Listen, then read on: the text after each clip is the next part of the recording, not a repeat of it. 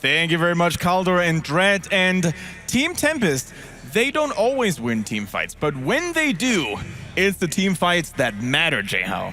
Team fights that matter. I mean, the one right before they gained that Immortal was the biggest fight of the game. Yeah. And they were able to secure the kills that they needed to secure.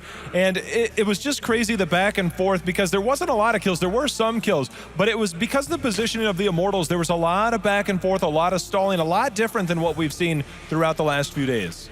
Every time we watch Tempest in this tournament, their early game rotations, their early game team fighting, those kind of skirmishes don't look very good. But when we get into, if we get past 12 minutes, 13 minutes, they win every single team fight. They win the team fights that matter. They win the team fights when there's long death times. I feel like MVP Black, maybe they want to draft a more aggressive push style and try to get an early keep or something so that Tempest just can't run away with the game like this once they get those mid-game team fights. J-How, I thought you made a great point too about the Sylvanas for the Lieutenant Morales, and Wailing Arrows were really key in those fights, and they got really great ones too that allowed them to aggress, and the team just could not back up out of that. And I'm sure you're going to show us just that, though. I think that's something we'll probably. Yeah, replay's ready, by the way, J-How, so go and do your thing. Well, let's highlight right away. Just go ahead and pause it. Now, we talked about positioning here and whether it was going to be a problem. Mary Day is right in the middle. She has a structure right behind her. Now, what they don't see is Han Kono. He's going to come around. We'll roll it forward here just a little bit. He's the one that actually, excuse me, he's coming around this way. He's the one that makes the play happen. Positioning, he dwarf tosses in and instantly stuns Mary Day. Now, roll it back just a few seconds because the biggest factor, we see the combo here, lockdown. He is who's going to come in and try and get this. He has just enough of an angle. As we roll this forward, he's going to go ahead, teleport in, and that is where things really start to break down. Interestingly enough, there was a Sunder that came out, but instantly rotating over is lockdown. He canceled his heroic and tried to put the pressure on. We'll roll it back just a few more seconds because on the other side of that entire fight was Rich, who's trying to stay alive. He's trying to do everything he possibly can. But when you have Dami, you have Duck Duck trying to get on to MVP Rich, I mean, there was no escape for him whatsoever. He ended up dying there, but it was all started by the positioning of Morales and capitalized on by Han Kono on Muradin and Li Ming, played by Lockdown. That's right, and this is a hero that Lockdown has not shown that many games on, and he's starting to get a little bit more comfortable, and I was worried when I was watching the series against E-Star when they were taking Falstad away from him, how well he was going to play.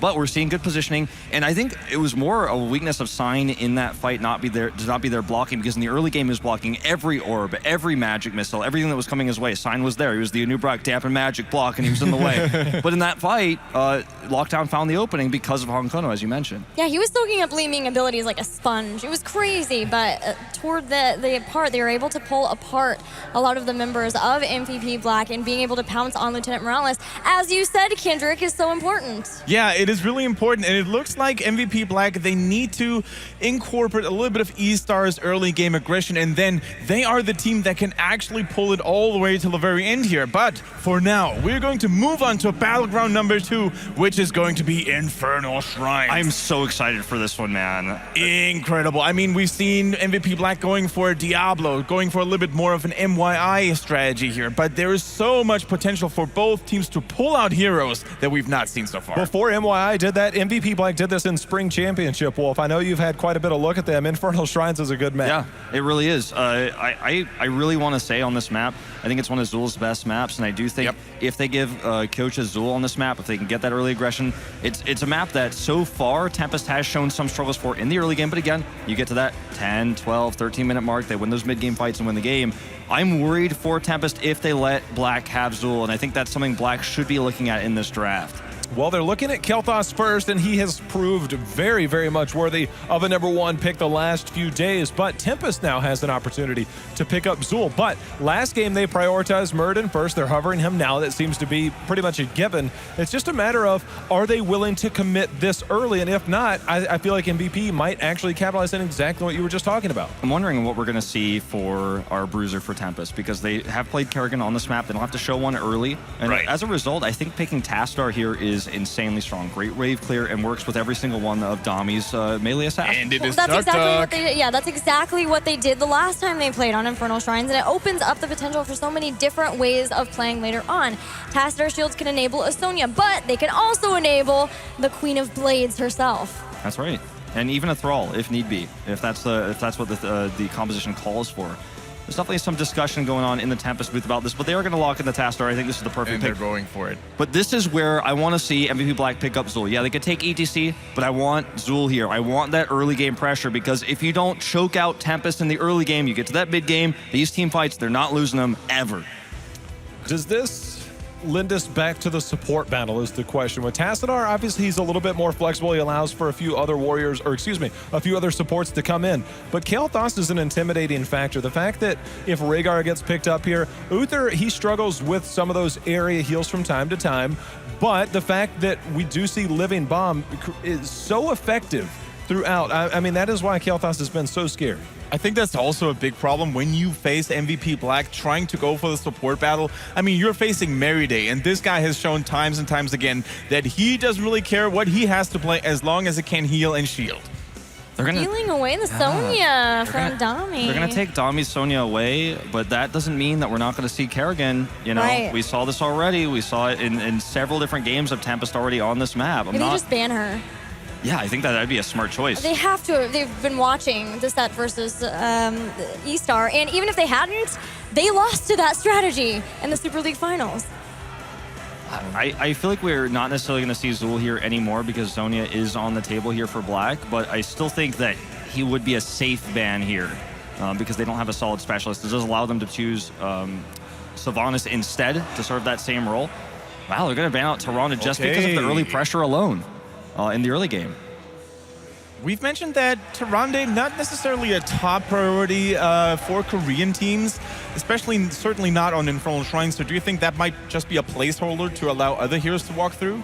I think this is a ban that's targeted towards what Koreans like to call Soranda, which I always make that reference because it's so strong, the combination between ETC's Power Slide and the Lunar Flare, that Koreans have a name for it. I think it's just they're scared of that early pressure. And again, this is something that Black is looking to do. They're worried about Tempest's mid-game team fighting. We've actually seen that quite a bit. I mean, the fact, even in our region over the last month or so, that's actually been quite popular, exactly what you were just talking about. But Rhaegar, I love the fact that they're taking Rhaegar over Uther here. It's just a matter of what do they try and supplement. They need some damage. They need somebody on that front line. Is Thrall still on the board for Tempest? Look, they have the exact same composition so far that they did versus E-Star. They went Murden, Tassadar, Rhaegar, and then they picked up Tychus. And there's a double warrior already there for MVP Black. Yeah, that's something that we have seen from them in the past. I'm really curious, again, who's going to be the frontliner, though. That's what I'm really focused on here. They do have the double support. Kerrigan is available. I'm going to take Tychus. It's starting to feel familiar. It ain't broke. This is a really strong draft because you can't count on them picking Kerrigan, but this is why Tempest does so well on this map, because they can pick Kerrigan. I mean, the fact that we talked about this, I think it was earlier today or maybe yesterday, the fact that Tychus with the Tassadar pre-shield to allow him to be a little bit more aggressive to stay alive and really push in to deal a lot of that damage, which I believe it was the set that Gilly casted that had Tychus on there. He blew away everybody in damage. He's so strong against that double warrior front line. Now we see something that we haven't seen in a very long time. Uther most likely getting picked up here. Not only does he have the potential to allow uninterruptible mosh pits, but also, of course, Sonya, who is a deadly threat if you cannot stop her from engaging on you. Yeah, well, it looks like they're changing their never mind. mind. Let Kendrick talk for I was starting to feel it, though, and I was thinking we might even see Kyocha play Sonya. We might see Thrall and Sonya because you have two good Divine Shield targets. Well, three, really, if you include the ETC. Looks like they're going to keep it a little bit more standard. And this feels like a Sylvanas pick here, but with the ETC, I personally want to see Zul. Strong rotations in the early game, constantly pushing the turrets down, try to get an early keep, try to snowball that advantage. That's what I want to see.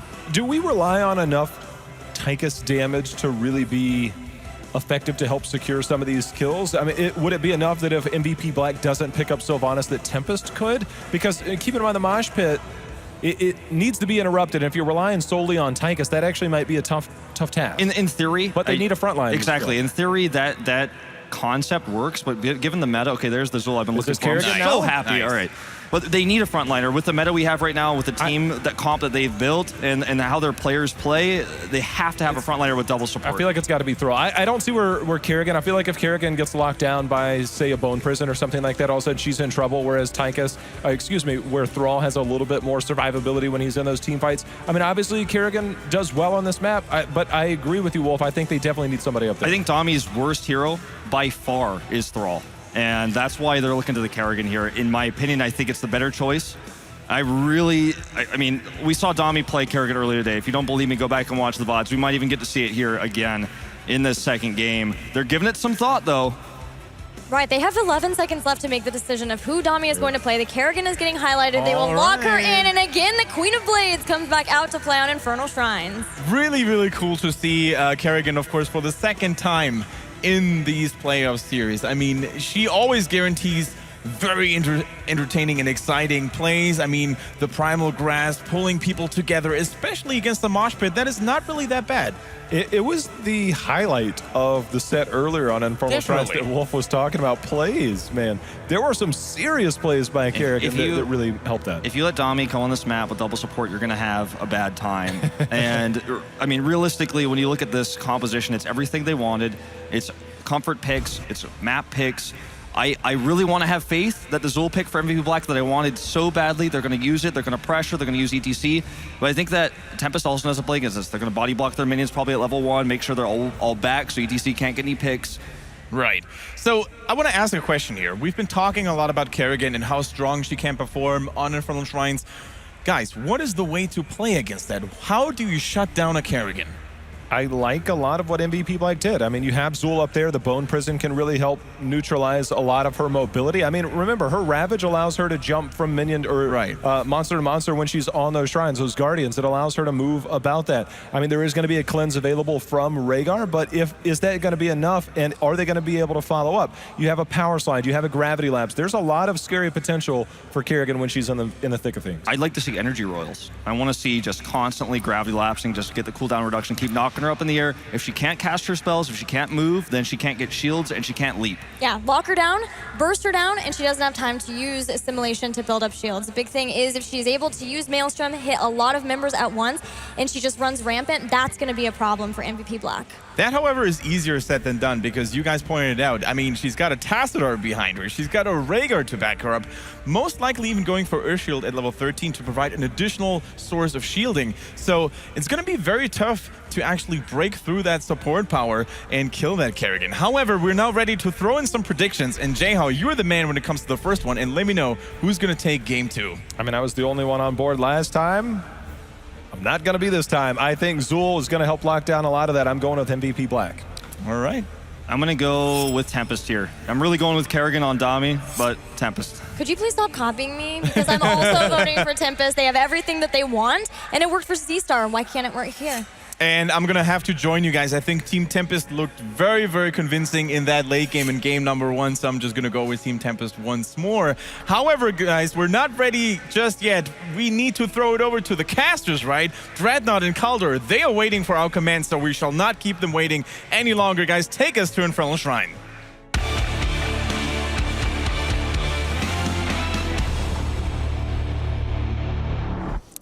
The draft was awesome. The Kerrigan definitely put a smile on my face. It's always rewarding casting a Kerrigan game, but Dreadnought, you got worried, and you got worried for a reason. Yeah, Kerrigan in this composition, yes, it is Dami's kind of go-to, and he's better than on his Thrall, but there are a lot of healthy targets and a lot of damage on the side of MVP. There is definitely a lot of lockdown, and we're going to find out soon if MVP can use that. First of all, though, to the left side, we have Team Tempest with Duck on his Tassadar, lockdown on Tychus, Hong, of course, on Muradin. What else? Dami on his Kerrigan, and Hyde is playing Rhaegar. And for MVP, we're going to have Sake on Kel'Thas, Rich on the Sonya, Meriday on the Karzim, ETC played by Sign, and Zul by Keocha.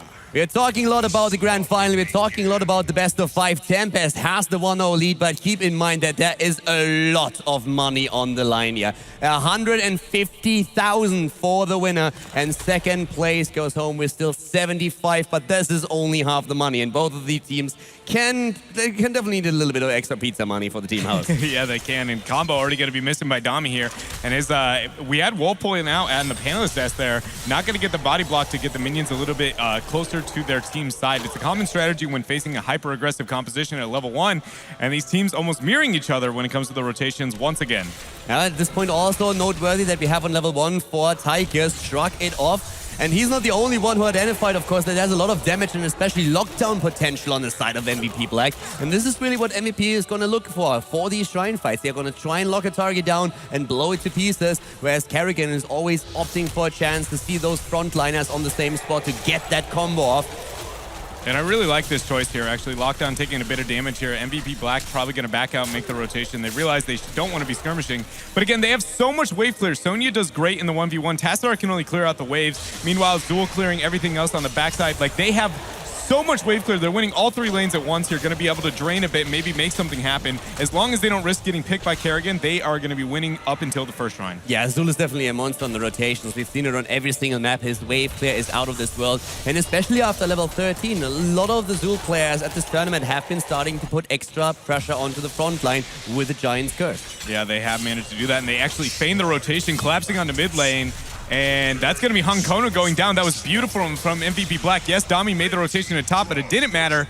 And it was great. They run into the Fog of War. They expect the rotation to bottom. They go nope, Chuck Testic, loop back around and take the kill on a mid. And at the same time, Richard, the top lane, dodging those stuns off Kerrigan, making sure that he is not killed. Now we're having an early start for the Shrine on the side of MVP. They take the position here. They get the first few minions, whereas still Zul is moving down to the bottom of the map to make sure that he gets the extra pressure against the lane, gets the wave clear, and both teams pick up the level 4 talent. Yeah, and no surprise, we see the bigger they are when it comes to the Tychus, but a great 2-man combo from Dami here, but the great gravity left response. Hide, and he goes down. The Bone Prison locking him down, and Rich says thank you. Whirlwinds through, takes him apart, and that's kill number 2 for MVP Black. That was beautiful from Sake, making sure that he got the gravity lapse as the response to Dami. That was something we didn't see many teams do when facing this melee-centric style composition that Tempest seems to love on this map. Of course, level 7 is going to provide a bit of a power spike for Tassadar in particular on the side of Tempest, but so far we don't have that yet, but they are in the lead when it comes to the minions. They're trying to use Lockdown for the additional damage. They're trying to pick up those minions, but it's just a bit too late. Here comes DTC, immediately going in. The jump on Hong as he's trying to escape. Tommy just hopping from one to another. They go for the punish, and they actually get it. Tempest picks it up.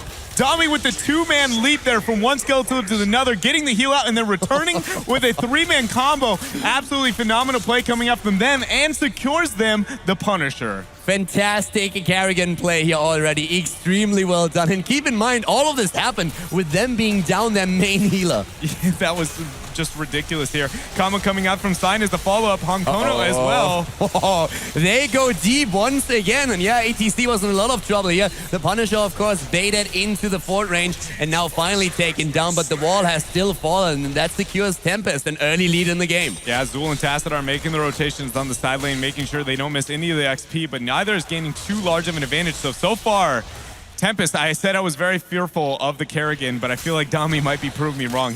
That play was insane. He went from 20% health to half health to hitting a legendary combo. And he dodged all of the stuns too. It was absolutely incredible. All of it started with a kill against Vega, and as MVP Black just takes these kills, Tempest wins the objective. But of course, there's still the heroics to come into play. There's still the level 7, the earlier one for Tempest with the extra shields.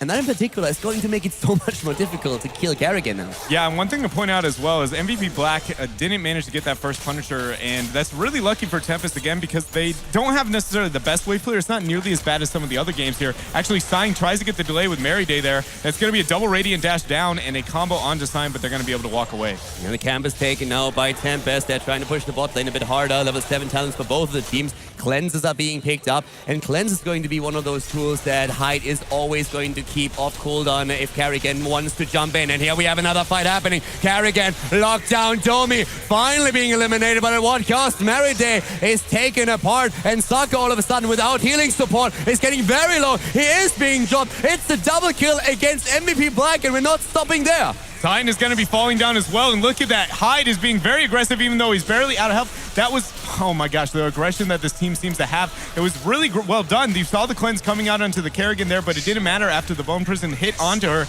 but they just seem to constantly be able to turn it against their opponents here. Harrison was so far in to make sure that Caligan was really dead, but the problem is he overextended just a bit, and you can't give Tempest that opportunity. They identify, they take down the healer without healing support. Kel'Thas is just on the run, not doing anything else. He falls as well, and he turns against Black. Again, the shrine on the map, Drad, and this is going to be an important one. Yeah, it's a full level lead here for Tempest. I don't know if they're going to be able to secure it, though, before 10 is going to be hit. You see Sign trying to be aggressive because MVP is absolutely desperate to be able to secure this map objective, but Dami trying to go in, getting the combo. Great cleanse, though, from Merryday. Very well done, and of course, the worst case scenario now, Tempest getting Punisher plus level 10, MVP Black being completely in the back foot. They try to prevent it. They try to win the objective, but Tempest is there. They take the lead in minion stacks once again. They work towards level 10 too, and they always put the pressure on Hyde if they see an opening. Yeah, they were really good job from Duck there, being able to steal from the side of MVP. Meanwhile, Dami, again, just abusing that reset that he can get onto his Q left and right. They already got 5 away, and they're about to get 10 and the Punisher here. Look at that shield that we have on Kerrigan already. It's a third of her hit points. Rage just jumping in, trying to negate that, but there's the Arcane Punisher. No level 10 yet, but we have MVP Black engaging for a moment as Tempest is putting the pressure on Sign. He is completely off the rail all the way to the left. Sake is also lost on the map right now. He's trying to buy time for the rest of the team, but that are easy kills if they are making it work. Ty could just move to the top. Look at Sake. He's basically trapped between 2 forts now. He's trying to just buy time for his team here, and Tide is going to be able to take that 1v1. One of the few times you'll see a Rhaegar 1v1 to Kel'Thas. But meanwhile, Merryday actually falling down as well. The Punisher pushing onto the mid 4 here. Level 10 still obtained for Tempest. I would like to see them abuse this in some other way. This fort should not be the end of their dominance here over MVP Black with this level 10 lead. And I am so afraid for Black right now because Duck has this force wall.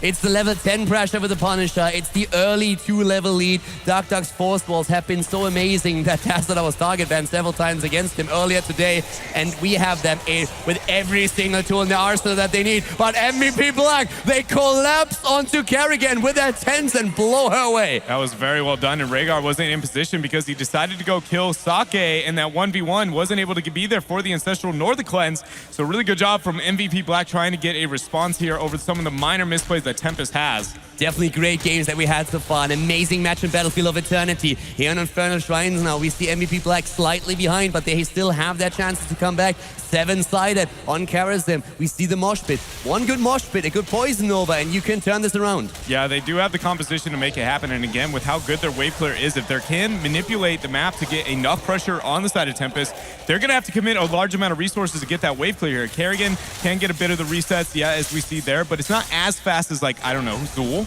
So I would like to see them try and abuse that. But again, you have to win a Punisher to do that. And when Dami is on that shrine, it looks like that's never going to be a thing. Yeah, they established shrine control so early. It's really scary. Bot lane now also. Another camp taken for Black. They're trying to push this in a bit harder. Level 12 versus level 11. No shrine announced just yet, but rotations are slowly happening. And Kerrigan still up at the top lane to secure the extra experience. They want level 13. They want the lead, but they are giving up structures at the bottom of the map. Yeah, they are showing that they're going to be giving it up for now, but it looks like the rest of Tempest is going to be moving down, actually getting the flank here onto MVP. This does not look good, Colin. This could be a massive problem. All of a sudden, Sake is very much alone. He's trying to escape. That's the force wall. We've been talking about it. Kerrigan missing the combo for a moment. Maelstrom already triggered as Dome is going deep. Rich on the other hand, he's solo. Is there going to be save? No, nothing. Down goes Sonya. We are having immediately the ultimate on the side of Zul taken with the poison over, but they're still on the run here. Look at Sign. Lockdown is trying to chase him down as Kyoja is being slowed and taken apart. The Ancestor saving Muradin, and the grenade to the face is ripping ETC apart. And they're going to be able to start this shrine again. Dami's going to be cleaning it up. Can we just say how Lockdown and the rest of Tempest they look like they're absolutely dismantling MVP. And that team fight, it started out like Rich just completely lost his health so quickly, and then you see them mosh pit try and come into play. There's an instant interrupt, the force wall to get the isolation. It just seems like they have every number of MVP. And this was supposed to be the series where MVP Black can get revenge. They were looking for revenge. They were hungry for it. They were defeated with a 4-0 in the final of the Korean League. They said they want to redeem themselves, but now they are far away from doing that. It is actually Tempest that looks incredibly dominant once again. Yeah, I mean, and when you look at both of their performances against E-Star, it felt like MVP MVP was far more dominant, but again, Tempest is just an absolute animal right now, showing to be on the complete next level. And this looks like only a minor lead. Okay, another Punisher coming out, only a level lead, whatever. But I feel like Dami is going to find a way to make this. Him and Honkono, their aggression is going to be enough to make this very influential towards their lead in this game. That pressure that always vibrates from Domi is insane. Every time he jumps in, you can see how the team fight centers around him. Even if he does not get the most damage in, MVP Black has so much respect for their character right now. They're always scrambling, trying to make sure that she doesn't get the lockdown. Down at the bottom now, the wall has fallen. 13 is still not ready for MVP Black, but the Punisher is down. Has Tempest stayed too long? Here comes Black. They're trying to pick up a kill. They have level 13 finally ready, but they're not willing to take the fight just yet, or are they? Sign looking for a mosh pit? No. They were looking for that fight, and I feel like that was one that they need to take. They have the camp not only pushing on the upper half of the map to get this split pressure, keep Tempest busy, they could gain value, but that's one of the few fights you're going to be able to get before Tempest ends up hitting 16. Duck messing with MVP a little bit there with some of his great force walls. But again, with how far behind MVP Black is, they can't play this game where they wait till they get on the same footing, because that's not going to last very long. Force wall value at the bot lane, you shall not pass, but now Tassadai is all of a sudden in trouble. Stormer's being hit, the force wall is out once again, Bone Fist is there, the shift is on cooldown, that might be the end of it. Nope, with the rest it gets away, but there's the explosion. We have ETC with the mosh pit, and immediately the 7-sided to the face, Kerrigan down, Tassadai down, MVP showing signs of life. And this is that moment that I was talking about. They need to get as much pressure onto the side of Tempest as they possibly can. They can't sit back and be kind of on the back foot like they are the rest of the game. They do have better wave clear. They also have just a great amount of pressure that you can put on to Inferno Shrines. MVP needs to make a lot happen with this minor lead. Otherwise, they're going to be in the same spot they were before. Yeah, oh, but he misses the dwarf. Oh, it goes win once again. Here comes Hong. He's trying to escape. His curve is still on cooldown. The toss is not ready. But with the hit point pool that he has and high dropping a quick healing ward, he keeps himself alive for now. But look at those experience points. Level 16. Soon, very soon. Not yet though. Ancestral keeping Muradin alive, and he goes for the chase. He jumps in. He wants the Stormwall. He wants the lockdown. We have Kyoja with a shade trying to get away here. But already on the mount is Hong. He still wants that stun, but Sign with a gray face smell pushing him back. Yeah, and now MVP is at only level 16. And again, I was talking about how much I felt like they needed to get out of that. Even with Honkono missing his dwarf toss, not being able to escape, they weren't able to get the kill. They only got the front wall on a fort here. And I mean, 12 minutes into the game, when you need to make a big play, a front fort wall is not what I'm looking towards. So right now they are going to be worried about getting that 16 and trying to take a fight, but I expect Dami to be very aggressive. Yes, Dami has now on 13 the Eviscerate taken. He has the extra range for his Ravage. He has the Essence for Essence. That's going to keep him alive even longer. He's even harder to kill now, and it was already a huge problem before. Now without the level 16 talent, they're looking for a kill, but good jump here on Hong. No lockdown, and that is actually like a couple of wasted heroics that we have there. A lot of them on cooldown at this point. And a two-man combo coming out from Dami. He's going to pop the Maelstrom here, being very aggressive. They're up 16-0 here, and as you see, Honkono getting the isolation in the backline, but a big combo attempt, I believe, coming out from Dami. They're trying to make something happen, and look at that laser splitting the wall there, so nobody's going to be able to get past. Well done, Rich though moving back right now. Here comes once again the move against Tychus. Lockdown is trying to escape. He gets the damage in. The mosh pit is finally there. Do they have the damage? Rich goes deep. He has to, but he's so low. He dies first, and that's the 5 versus 4. All of a sudden, Doma is back on the hunt. He's trying to go for it. The combo, it hits Sign. Where's the Eviscerate? There we got it. He takes him down. A 5 versus 3, and mercilessly Tempest is taking MVP Black apart one by one. And I know this, I feel like we could have waited for Tempest to be able to back out just a little bit there and take their time before finishing that Punisher. With how big of a lead they just got, they could have waited a minute, because notice how they all had the back. They were not worried about losing that Punisher. So I mean, even though Tempest right now proving they might be the best team in the world, even they maybe could have min-maxed the situation a little bit better, but they are going to be now, again, as what seems like always at this point, on the aggression here over MVP. And the Punisher is already hard at work. And we see that aggression that you just mentioned, Dreadnought. Again, the force wall splitting them. The stun on Merryday. He's going to escape here. Rich, he was forced into the fight last time. The mosh pit was great, but they didn't have the damage anymore. Here comes the 7-sided. And those are exactly the isolations that we are looking for. A great kill against Muradin. 16 versus versus 16, definitely giving MVP a slight push again. Yeah, they have done a good job again with that isolation. 7-sided strike coming into play, and realistically, Mary Day has gotten little to no value. Yeah, that's the second time they've been able to get that isolation kill, but when you think about any time it's been 5 versus 5, a full-on team fight, it hasn't done anything for them. Kerrigan is not going in by herself like I think they were expecting, and in half the time that you were like, well, we'll just isolate Kerrigan, get the 7-sided, you're like, well, half my team's dead and I wish I had a palm. So I can't help but wonder if Mary Day wishes his team was the aggressor rather than the other way around. Yeah, that's a really good point that you make here, because in this case, or in the situation that they find themselves in, a palm would oftentimes do wonders, but they are going for the aggressive move now up here at the top. And Domi, he has the shield, Essence for Essence just got pot. Maelstrom is there, Rich, he wants revenge, he slams her into the ground. That's the end of Kerrigan. Zul died too, but they're going deep for that fort. They take it down, and Lockdown is very low. There we go, they're jumping on him. Again, the 7-sided. We're seeing Sign moving in, and all of a sudden, Lockdown is trapped at the top, but Hong to the rescue, who wants to move in, he wants to stop them, and what looked like a kill against Tigers is all of a sudden turning into a massive team fight. I mean, this is just absolutely insane. The mosh pit now going to be coming in, and Central not going to hit. He does end up going down. Honkono's in a rough spot here as well. Duck's going to be popping as he getting the heal from a 16 to be able to get away. Hyde is going to be probably as well. I don't think Honkono is going to make it out of the situation. That dwarf trying the wall, the stun, and the gravity labs. This game is beautiful, Dread. Again, the value of ETC, Kalthus. I mean, I got to give it to Hyde. That was brotherly love if I've ever seen it there. I would have left my brother so quick if I was that Tychus stuck in that chokehold. I was like, just go, man. He's dead. Just let him go. And he was like, no, not for my brother. We can't let this happen. So very well done. He tried. He tried. I would have been like, wolf out. Yep, here we go.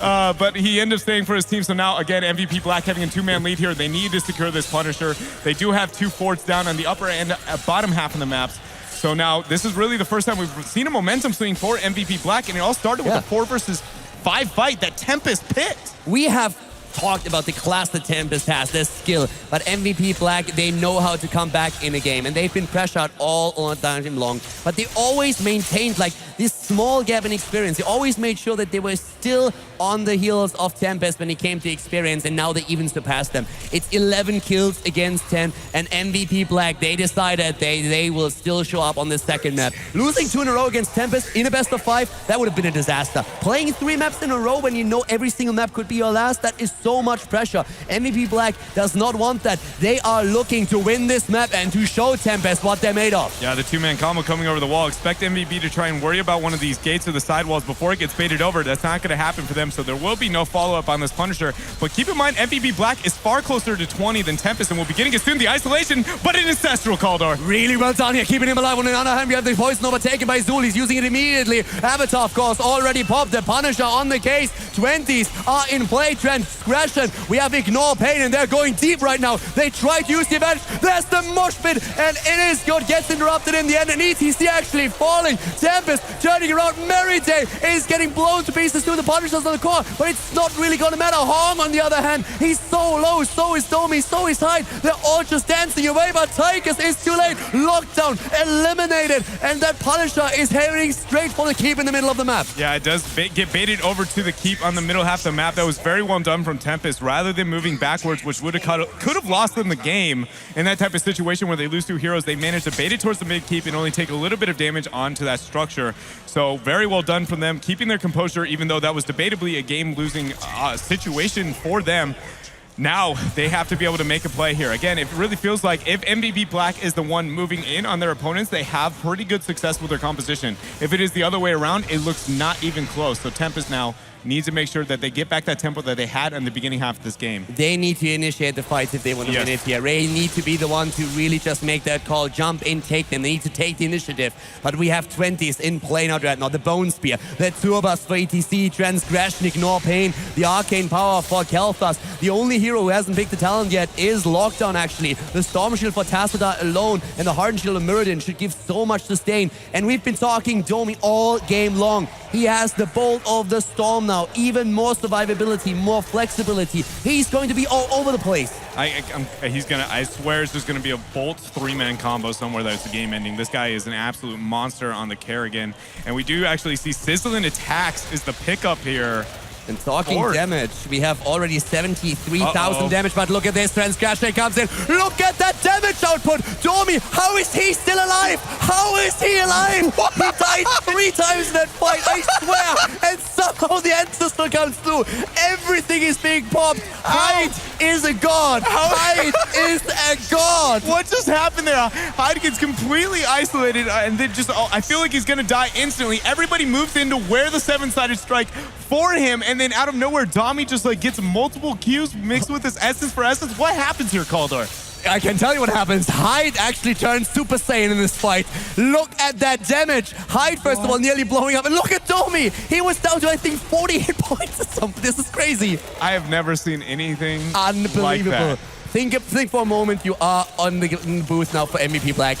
How angry are you? No, that's instant tilt right there. There's Wow. about no other response that is appropriate. Just like, well, that goes our hopes and dreams out the window right there. Unbelievable. What a play.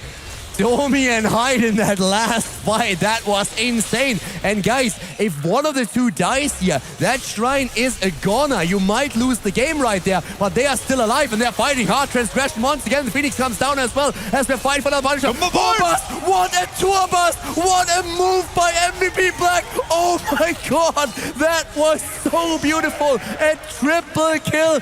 Sign with an amazing play and definitely the game-ending one. That tour bus, and you saw the attempt to get the interrupt there from Hong Kono there from his E, dwarf tossing in. But with that tour bus securing 3 people, that's going to be it. I don't think MVP can do this unless Dami goes full Dami and manages to get a pick some here. That is going to be a 3-man combo, but Unbelievable. it's just ridiculous. There's 75% on the core here. I don't think there's going to be any response. They go for it, Domi. There's no chance. They go for the core, and this is the end. This is MVP Black coming back into the series, tying it up. It looked better at the start, but they are showing signs of life here. MVP Black is here to win.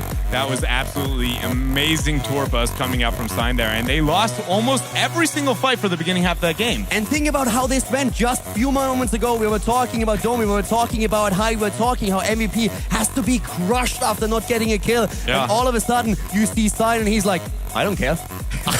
I'm gonna show you how it's done. I have an ult too, and I'm gonna use it now. Yeah, he's like taking a ride on the Magic School Bus. Let's go, Tempest! And everybody ends up getting that mosh pit. That was a beautiful play coming out from him. Just, oh man, Crazy. My mind is blown still. How did they survive that situation? I've never seen something like that. These games have been fantastic. Map number 1, MVP Black loses on Battlefield of Eternity. Yeah. Unheard of. Now the turnaround, the tie in the series. And I cannot wait to look at the replays that Jeho has prepared for us.